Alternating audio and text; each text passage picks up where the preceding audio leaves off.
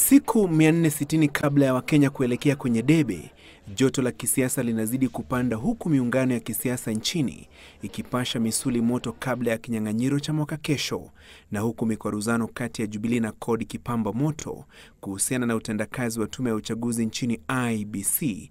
Mataifa washirika wa Kenya sasa wanahimiza majadiliano ili kuimarisha imani ya Wakenya katika taasisi zitakazoshughulikia uchaguzi mkuu wa mwaka ujao.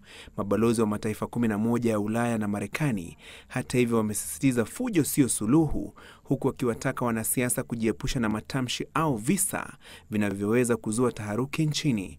Msimamo wao ukilenga maandamano yaliyofanywa na muungano wa CORD katika juhudi za kuwafurusha makamishna wa IEBC, huku wakidai hawawezi kuaminika kuandaa uchaguzi huru na wa haki mwaka kesho.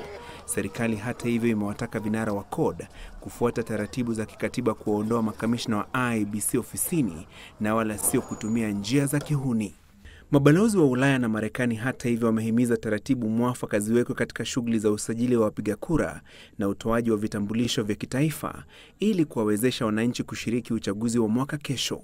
Aidha, wamependekeza tume ya IEBC na idara ya mahakama ziongezewe mgao wa bajeti ili kufanikisha majukumu yake ya kuandaa uchaguzi na kutatua tofauti zozote zitakazochipuza. Hata hivyo, wabunge wa CORD chini ya vuguvugu lao jipya la Firimbi wanasema azma ya kumfurusha Isaac Hassan makamishna wenzake wa IEBC kupitia maandamano siku ya Jumatatu ingalipo, licha ya agizo la mahakama kuharamisha maandamano yaliyopangwa.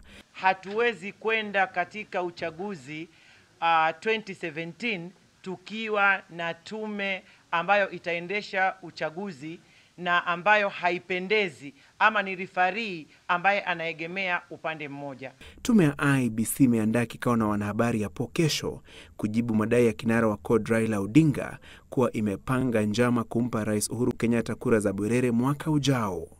Francis Gashuri, Citizen Nipashe.